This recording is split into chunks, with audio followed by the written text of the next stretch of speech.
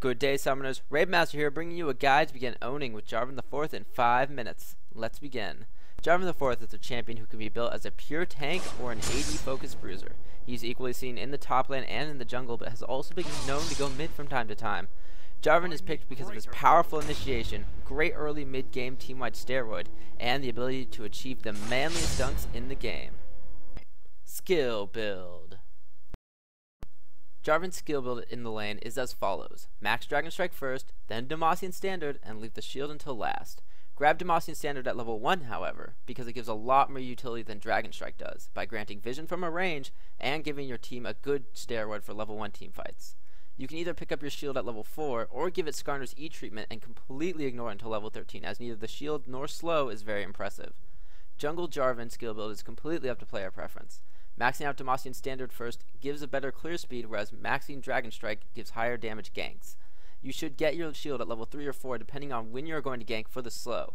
In all cases, get your ultimate at 6, 11, and 16, because not leveling up your dunk is simply not an option.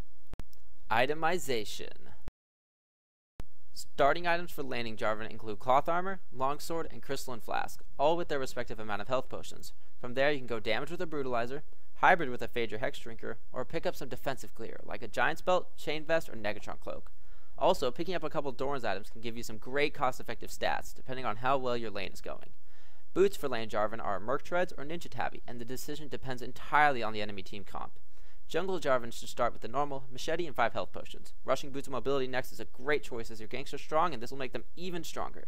You can upgrade the Machete into a Spirit of the Ancient Golem for tenacity, upgrade it to Wriggles if you want the armor and buff clearing, or you can just leave the Machete and sell it later. Offensive items are more or less restricted to top lane Jarvan due to the fact that Jungle Jarvan usually goes for a more supportish tank path. Black Cleaver, Last Whisper, and Bloodthirster are all solid options for adding good AD to your Jarvan build. Wit's End is great because it allows you to proc your passive on multiple people faster, and is an item that even Jungle Jarvan can appreciate because it gives great magic resist. Finally, Trinity Force is wonderful if you're doing well and want to anti-carry, while Atmos is good versus an AD heavy team and you find yourself with a lot of health. For defensive items, Warmogs and Sunfire Cape both give a lot of health and are great pickups. Guardian Angel is good if you're dying too much in teamfights and want to correct that. Maw Malmortius and Banshee's Veil should be considered against a team that has a lot of magic damage, whereas against AD heavy lineups, getting a Frozen Heart or Randyman's Omen are both great choices. Runic Bulwark and Locket of the Iron Solari are both cost-effective defensive choices, which are great if you're jungling. Finally, Iceborne Gauntlet can be picked up, but Trinity Force is almost always a better option if you're going the Sheen path. Tips and advice. The single most important thing you need to be able to do while playing J4 is EQ combo effectively. The max range on both these abilities are about the same, so don't walk away from a max range flag and then expect to be able to do Dragon Strike to it. Drop the flag, Dragon Strike at the flag, proceed with sick knockups. Press R to destroy your walls of your ultimate after using it. It is very important that you remember this. Jarvan's knockup is about 0.75 seconds long and is a very good disable that isn't reduced by tenacity. Make sure you hit as many people with it as possible during team fights. Jarvan's ultimate is a very powerful skill that can lock a whole team in place. Even if they have blinks or flashes, it can force your opponents to burn these spells in a way that either puts them out of the fight or in a bad position. Try to put Jarvan on teams with those who love having the enemy team grouped up. Examples of this are champions such as Annie, Lux, Zyra, and Malphite.